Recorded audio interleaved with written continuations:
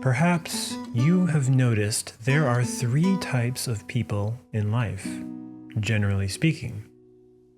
The first develops instinct. They work hard at any goal. The second develops emotions. They create beautiful forms of art. The third type develops intellect. They create impressive theories and systems. But all 3 suffer in one form or another. All 3 types are lacking something. We all begin life as one of these 3. Yet, all 3 are incapable of unlocking the secret of secrets, which is the mystery of creation itself, the riddle of the cosmos. Such a mystery can only be unlocked by the 4th type of person. This person balances all 3 types through a continuum of developing their consciousness by constantly developing their awareness. Why? Because consciousness has infinite potential, yet only if we struggle to focus our willpower towards that consciousness. If we place our willpower in any of the previous 3 types exclusively, and without developing constant awareness or consciousness or attention, we become lost. As such, the Emperor, Arcanum 4, is a profound archetype we need to comprehend on our spiritual path. In Kabbalah, the Tree of Life, our innermost is the sphere of Hesed. He is a result of the first 3 cards of Tarot, which together represents the Trinity. We see the Emperor forms a Trinity with his right arm, in fact. As an archetype, the Emperor is our innermost being, our internal divinity. He is neither a superior nor inferior I, me, or myself. He is totally unlike the personality, which is truly an arrangement of our psychological errors, vices, or egos. The Emperor represents our spirit. We are part of what unfolds from that spirit, and we descend into the ever-complicating forms of the cosmos, from the 6th dimension into the 3rd dimension. In terms of astrology, our innermost relates to Jupiter and to Mars. While, like Jupiter, our innermost is a divine ruler, he is also a warrior, a fighter, like Mars. His war is of the awakening of our consciousness, to command us in the elimination of our psychological vices, or the heavy leaden elements within us that must be transmuted into gold in terms of alchemy. This is why we must learn how to listen to the guidance of our spirit, our innermost, our Emperor.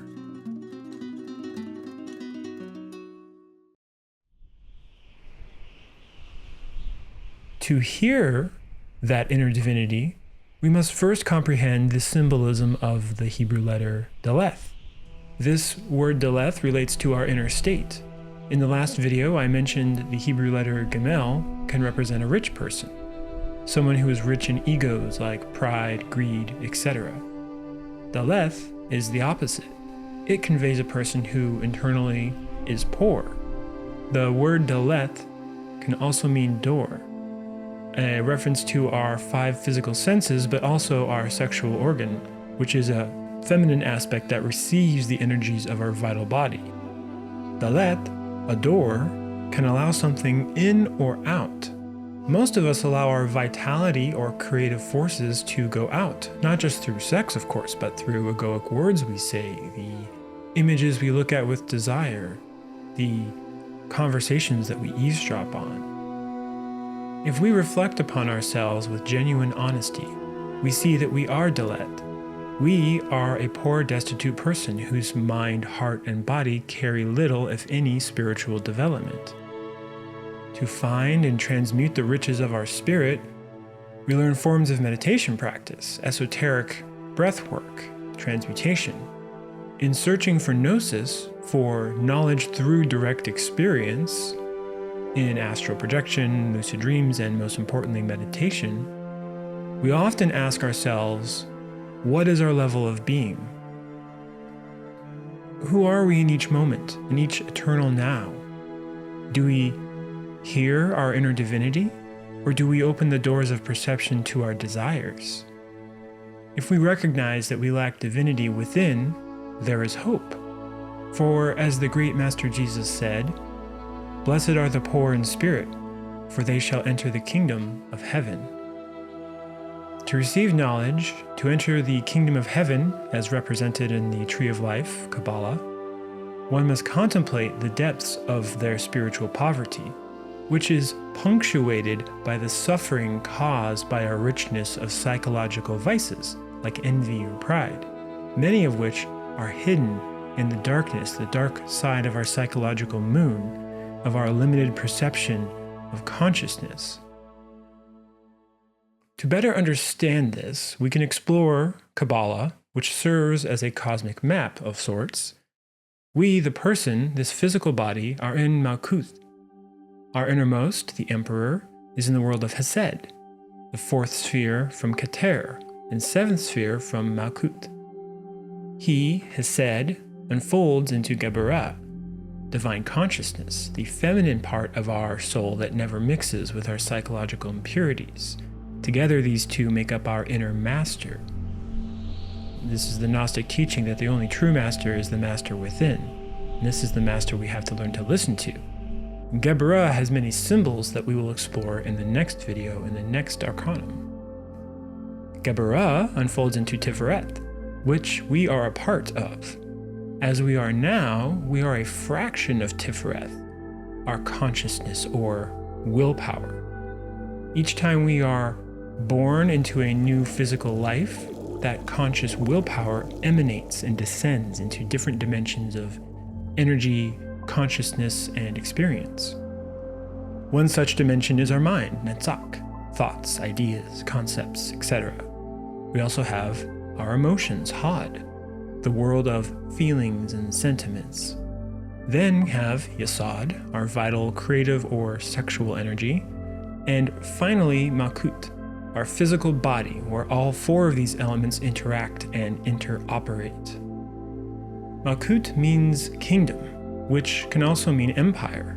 And so the emperor above, our innermost, who is divinity or God within us, must command these four lower worlds and elements through a willpower to consciousness. This is essential. To awaken consciousness requires that we, Tifereth, learn how to always follow the silent voice of our intuition, not our thoughts, not our feelings, not our impulses.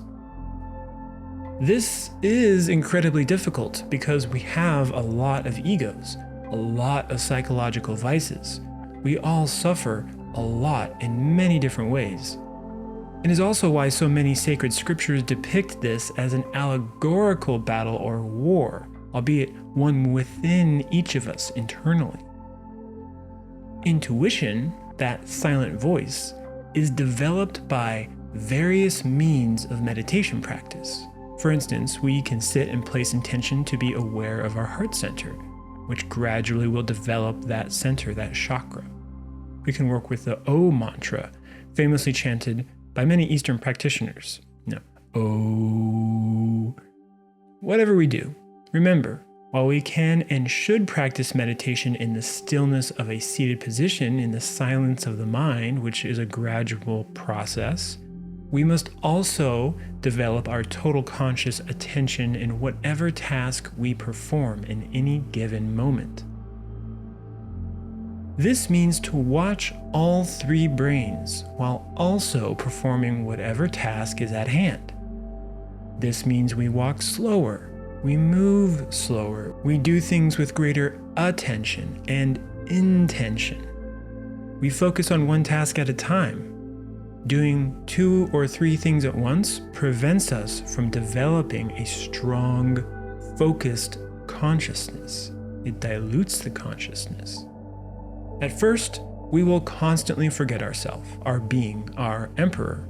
Yet, with patience, with diligence, we can move toward a constant self-remembering, a constant attentive awareness that does not become lost in the darkness of identification with any internal or external phenomena.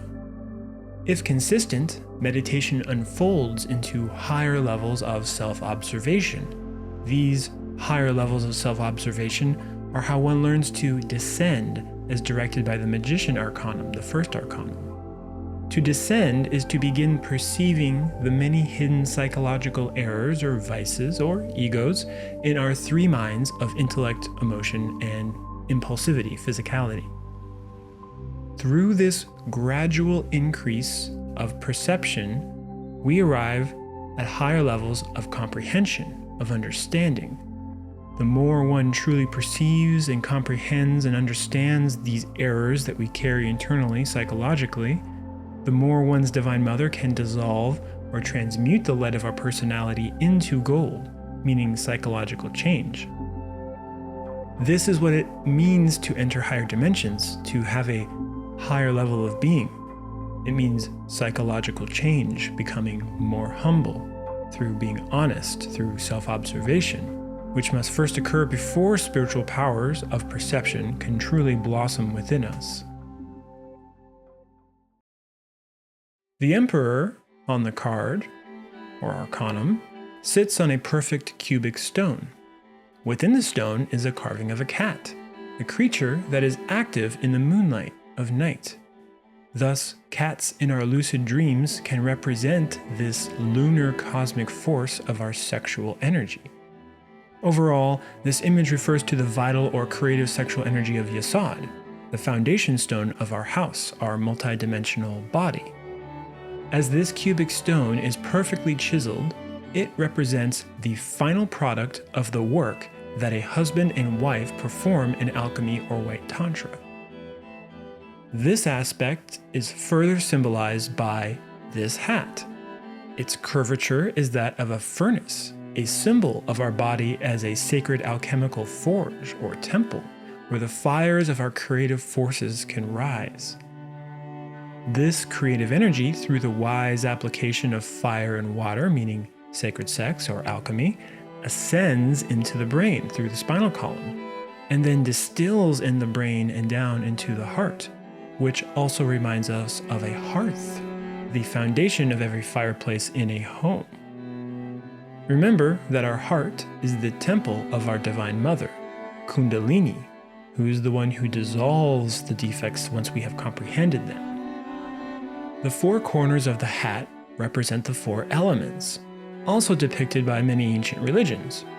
We know the Emperor must command the four elements psychologically within us, and that achieving this means that we, the human consciousness, must learn to hear and follow the silent voice of our being, who the Emperor is the innermost aspect of.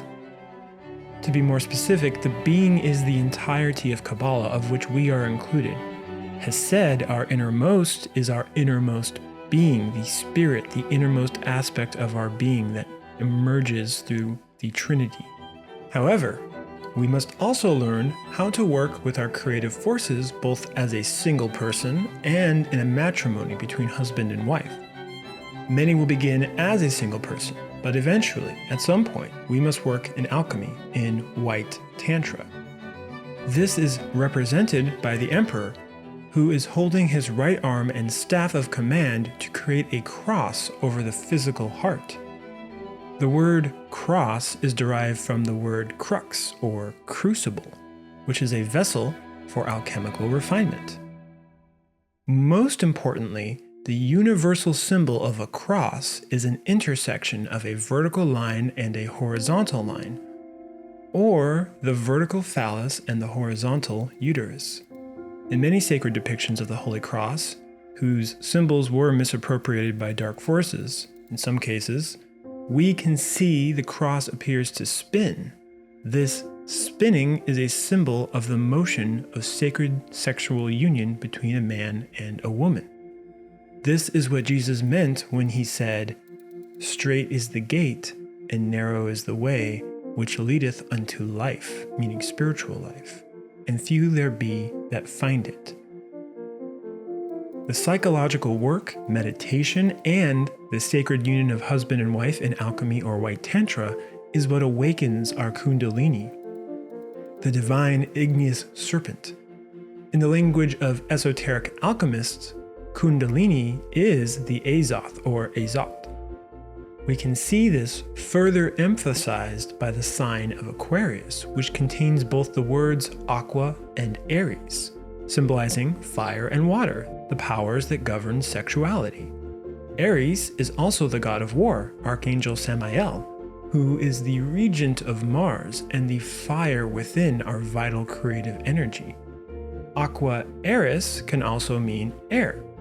How we use our breath is precisely related to how one directs their creative energy, both in meditation through breath work, known as pranayama, and in alchemy, in a matrimony between husband and wife. Through the wise combination of water, fire, and air, we give birth to our spirit. In this way, we can see the previous three arcanum fully manifested in the Emperor, who is our spirit, our inner spirit. We can intuit this through Kabbalistic addition. The Trinity, 3, when creating our inner spirit, 1 creates 4, the Emperor. Furthermore, we can contemplate how 1 plus 2 plus 3 plus 4, the first 4 arcanum, equals 10. This 10 relates to the 10 Sephiroth or spheres of Kabbalah, the being. Also, 10 is equal to 1 plus 0, which is 1, who is the monad, our inner spirit, our Atman Buddhi Manas, or Hesed Geburah Tifereth, and perhaps most importantly, the holy name of God, Tetragrammaton. To explain Tetragrammaton, we must understand that the number 4 relates to many important esoteric aspects in all ancient scriptures, East or West. In the Hebrew tradition, the sacred name of divinity of the Eternal One is commonly known as Jehovah. In the ancient Hebrew tradition, the sacred name of the eternal divinity or Eternal One has 4 letters: Yod, He, Vav, He. Yod is the man, He is the woman, Vav is the phallus, He is the uterus. Another way to understand this is Yod is the man, He is the woman, Vav is the fire, He is the water. The Greeks translated this 4-letter name of the Eternal One as Tetragrammaton. Tetra means 4, and gram means word. This 4-letter name is first given to Chokmah, the Christ, son of the Father, represented by Keter. However, if we are working on ourselves and working on alchemy, and we are successful someday in completing the full work, eventually our innermost, the Emperor, will fuse with the universal Christ, or Krishna, or Chokmah. This is all related to the mantra we work with in alchemy as well, which is I-A-O. This can be done mentally, or if your partner is comfortable with it, you can sing or chant the mantra. The I is pronounced E. E stands for ignis, fire. The A, pronounced like father, stands for aqua, water. And the O, which most people know, O, stands for origo, the principal air or spirit. So here we have fire, water, and air. And of course, we're doing this in our physical body, which is the earth. So all 4 elements in balance. 4 also relates to the 4 ages within any humanity. Those ages are the Golden, Silver, Copper, and Iron Age. We are presently in the Iron Age, also known as the Kali Yuga. The number 4 also relates to the 4th way and the teachings of Gurdjieff and Ouspensky, of which were alluded to in the beginning of this video. In his own writings, Ouspensky spoke at great length about the 4 paths of spirituality: the fakir, the monk, the yogi, and the 4th way of the Gnostic. The first 3 ways lead to extremes without results. A fakir only develops his physical willpower, able to withstand beds of nails or other extreme physical feats. A fakir can develop a small amount of willpower over their instincts, yet ignores conscious willpower. And we see this today in a lot of people who just chase money, right? People who get up and they spend 10 hours a day for months on end chasing money, right? They have this incredible physical willpower, but they don't develop their conscious willpower. They don't consciously develop their willpower. Or better said, they don't develop their consciousness through that willpower. They only focus on one of the three minds. A monk only develops the emotional center, the heart, through prayer. While a very important aspect, this only develops a certain sentiment and connection with divinity at a certain level. Unfortunately, the monk also ignores developing their consciousness and willpower. A yogi studies the mind and meditates, developing powers related with the intellect alone. The fakir develops their earth, of course, physically. The monk develops their fire, emotional sentiment, and the yogi develops their air, the mind. However, all three extremes of each element sacrifice the other centers for one, and all three ignore their water, or sexual creative energy, and of course the Divine Mother.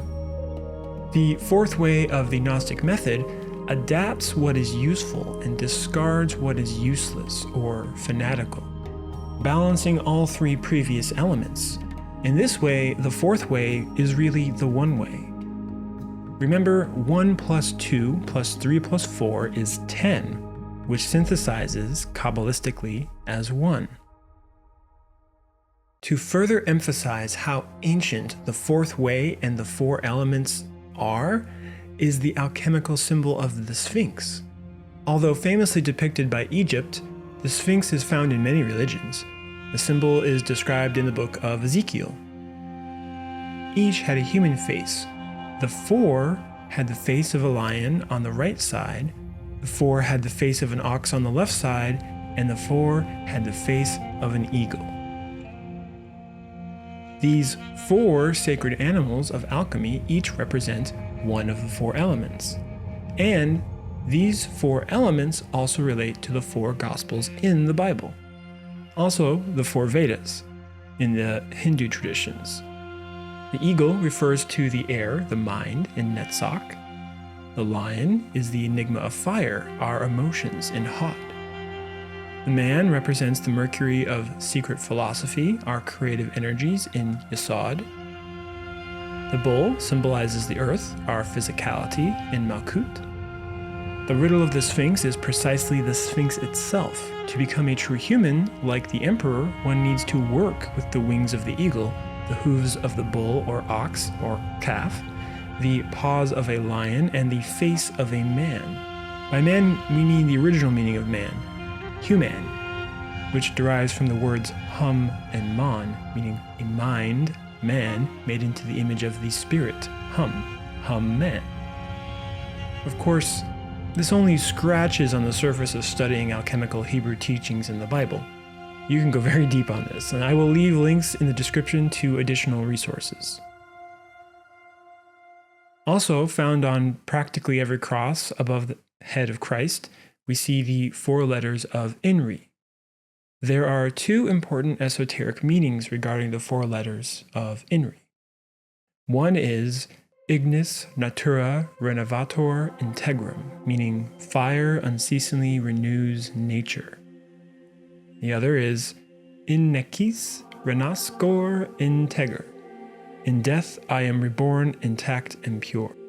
This fire that unceasingly renews nature is that of Kundalini, the Pentecost of the Holy Spirit, the Azot of the alchemists. That pure and intact rebirth from death, in the second part, that is the psychological ego death, the dissolution of our egos, our psychological vices, which is the transmutation process of the alchemists, of the lead of personality into the golden spirit of a fully awakened human, right? Humman. INRI can also be chanted as a mantra. Astral Doorway has a wonderful video on this and other mantra variations, which I will leave a link to in the description. Some have mistaken the Kundalini for the Kundabuffer, yet there is a profound difference. The Kundabuffer is the tail of Satan, who is our internal fallen Lucifer that we must fight to revive or whitewash into his original form of Archangel Lucifer. The Kundabuffer is created when the vital energy of sex is expelled.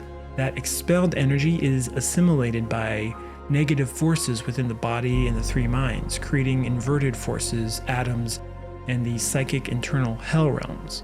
These are the 9 circles of hell described in Dante's Inferno or the Divine Comedy. This is the tale of demons, of Satan, that one can perceive in the astral world. However, the Kundalini is our Divine Mother, who awakens exclusively through the alchemical union of husband and wife, which is alchemy, right? White Tantra, without spilling the cup of Hermes, without the orgasm. The part of that word, lini, is from the Atlantean times. It means termination. Thus, Kundalini is that which terminates the Kundabuffer. The Kundalini is our Divine Mother, who can help us to restore the glory of our own fallen Lucifer, who is internal within the astral world of our microcosmos. As we develop our consciousness through meditation, we must learn to work with the 4 elements of nature. These are the elements of the alchemist, and they exist within us and outside of us. So, first we must learn how to work with the elementals within us through our meditation practice. Those mythical creatures do exist, but in this present age we are unable to perceive them because our spiritual faculties are totally asleep, along with our consciousness. If we work to awaken that consciousness, we can also work to perceive and work with these elementals. The salamanders are creatures of fire, whether it's the fire of a candle flame or of our sexual energy. Fire, and thus the salamanders, have no defects. Fire is the only element that cannot be corrupted. Fire simply is. The salamanders obey the commandments of divine forces or intelligences that govern the cosmos. The undines, or nereids or mermaids, are within all water, and they govern our sexual waters, our vital forces. Then we have the gnomes, related with the element of earth. They live within stones, but also our physical body, which is made up of the minerals as well. The gnomes are the ones who help us to transmute and refine various substances in our body. Finally, the sylphs relate to air, the wind, our breath. In our breathing, our lungs, we work with the sylphs all the time, usually unconsciously. The same is true for all 4 elemental creatures. However, through the links I will share in the description, there are techniques that one can learn through disciplined practice. These techniques can allow us to consciously work with any of these 4 elementals. In fact, we need these 4 elementals to work for us, consciously, to become an emperor. When we work with the heat of our sexual energy, either as a single or in a couple through alchemy especially, we are working with the salamanders. We need to control the waters of our sexual energy in all aspects of life, but especially in alchemy. This is the domain of the undines, the mermaids. And if we breathe too quickly, if our wind or air is uncontrolled because we are not consciously working with the sylphs, we will encounter many obstacles in life, in meditation, especially in practicing alchemy. And of course, the gnomes are the ones who transform the lead of our personality into the gold of the spirit. They take the gold within our sexual waters up the spinal column, which is our metaphorical mountain range, and refine that gold within the distillery of our brain and our heart. To conclude this episode, since we are discussing the incredibly daunting task of going to battle or fighting against our psychological vices within us, it is helpful to recall the esoteric and alchemical story from the Old Testament, David and Goliath. The name David literally means boiler, reminding us of the alchemical work of the 4 elements within us. David, the king, kills Goliath with a stone. That stone is the sexual energy, and Goliath represents our vices, our egos, like lust, pride, greed, and envy, of which are legion, right? They're very powerful. So remember, although our task is great, very challenging, we too can become victorious like David against our own Goliath, through the secret teachings which are now being revealed in this age of Aquarius. Thank you for your time watching this video and for your support on Patreon. Recently, I was able to add memberships to the channel, so if you would like to join the Spiritual Warrior Experience Discord community and support the channel, both YouTube membership and Patreon now provide that. Of course, in the Discord, we're very active. We hold monthly voice chats, Q&As. We discuss recent episodes. We discuss our practices, lucid dreams. We share astral projection experiences, all of those kinds of things. Until the next video, much peace, happiness, and joy on this challenging path of awakening consciousness.